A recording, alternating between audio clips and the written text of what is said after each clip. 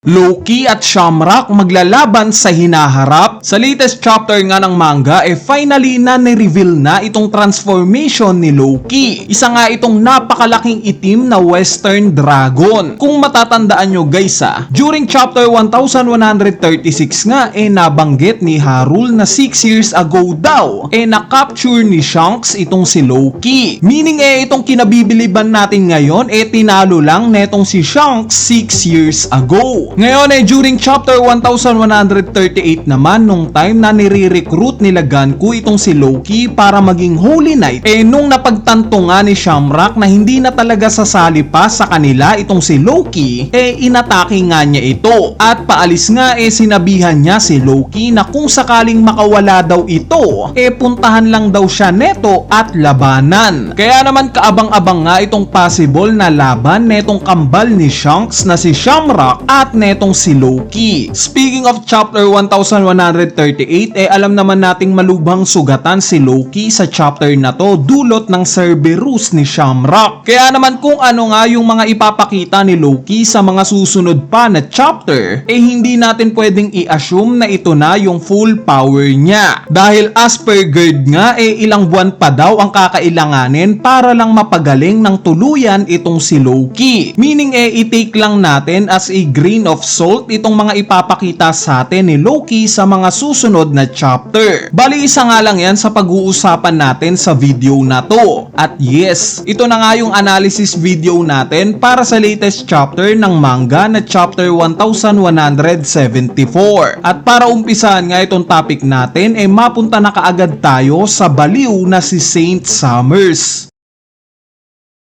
Kung may mukha nga ang demonyo sa mundo ng One Piece hindi mapagkakailang ito si Summers. Imagine guys dahil nga sa napaka-narcissist netong si Summers inisip niya na itong kasalanan niya mismo na pagkasira sa barkong paglalagyan sana ng mga batang giants natuon pa niya yung sisi sa mismong boss niya na si Im Sama. Hindi ba makasariling mindset yung ganito? Itong mga emosyon nga na ipinakita niya sa chapter na to purely evil. Dahil sino bang normal na nilalang ang capable pagtawanan ang pagkamatay ng mga bata same as sa mga kababaihan. Naniniwala nga ako na sa pagtatapos ng Elbaf arc makakatikim itong si Summers ng galit kay Im Sama. Kumbaga possible na sapitin niya itong similar sa nangyari kay Gorosei Saturn. Yung ebidensya nga dito itong naging reaksyon ni Saint Gillingham sa chapter na to. Nung makita nga niya itong si Summers kinundi na niya yung mga aksyon neto na bakit hindi pa daw neto ine-execute yung plano nila samantalang nasa harbor na daw itong mga batang giants. Bali kaya nga nang nabanggit ko sa mga past videos natin yung point nga ng pagdating ni Imu sa Elbaf dahil sa natatagalan siya sa misyon netong sila Ganku which is yung kidnapin ang mga bata at dahil dito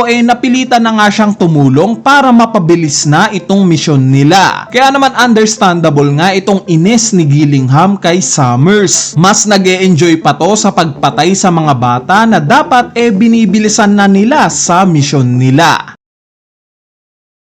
On the other side naman maiisip nga rin natin yung idea na kung itong si Ganku nga nagawang ma-turn into demon ni Imu which is ang totoo naman talaga niyang pagkatao si Princess Shuri posibleng ganito rin kaya ang sitwasyon ni Summers na control lang siya ni Imu kaya ganito ang nagiging aksyon niya ngayon. Ito kayang nakikita nating pag-iyak niya literal na galing sa emosyon niya. Anyway ano't ano pa man ang dahilan masasabi nga nating masterclass yung pagkakagawa ni Oda sa karakter ni Summers sa chapter na to. Malinaw nga netong napoportray ang isang effective na villain.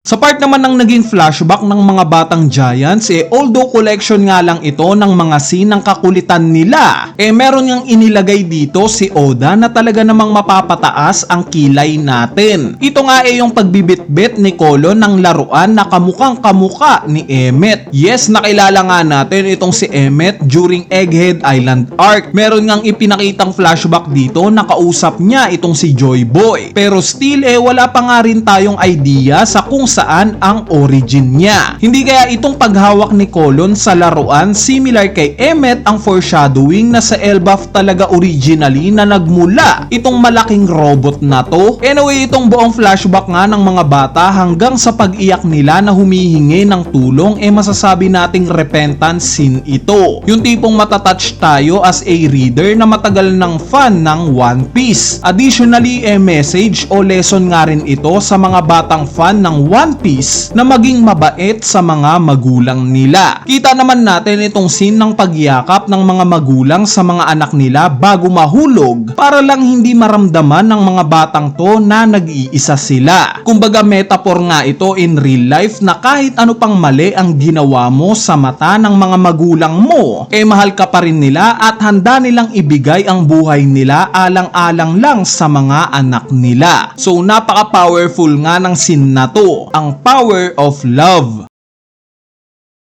Sa part naman ng huling panel ng chapter na to, which is ang masasabi nating pinaka-highlight sa buong chapter na to, itong pagre-reveal ng transformation ni Loki. During chapter 1172 pa nga lang, may idea na tayo na isa talagang mythical Zoan itong devil fruit ni Loki. Since ipinakita nga yung glimpse ng transformation niya. At dahil nga sa hindi pa pinapangalanan ni Oda kung ano itong devil fruit ni Loki, buhay pa nga rin yung theory natin na isa itong Ryu Nomi model Nidhogg. Dahil as per description nga ng mythical creature na Nidhogg, isa nga rin itong western type na dragon na merong itim na katawan. Ang ebidensya pa nga natin itong relation ni Loki sa Ragnir. As per Norse mythology nga itong Ratatoskar daw ang messenger ng Nidhogg. At dahil nga sa ina-associate natin itong squirrel na si Ragnir similar sa Ratatoskar, sasakto nga kung yung Nidhogg ang devil fruit netong si Loki. Bali kung mapapansin nyo guys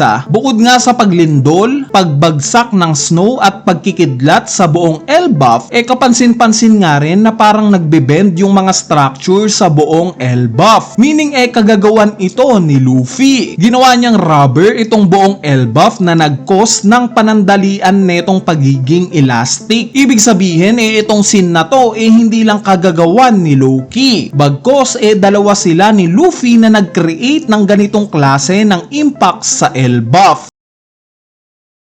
Anyway, ayan na nga yung nilalaman ng chapter 1174. At dahil nga sa merong break next week, asahan yung mas tatalakayin pa natin sa susunod na mga video natin itong patungkol sa devil fruit ni Loki. Gaya ng related ba ito sa ancient weapon na Uranus? Bali abangan nyo nga yan sa mga susunod na upload natin. Bali kung sakaling natripan nyo nga itong analysis video natin, huwag nyo nang kalimutang pindutin yung like button. Dahil napakalaking tulong na nga niyang like nyo para sa ating channel. So yun lang, peace!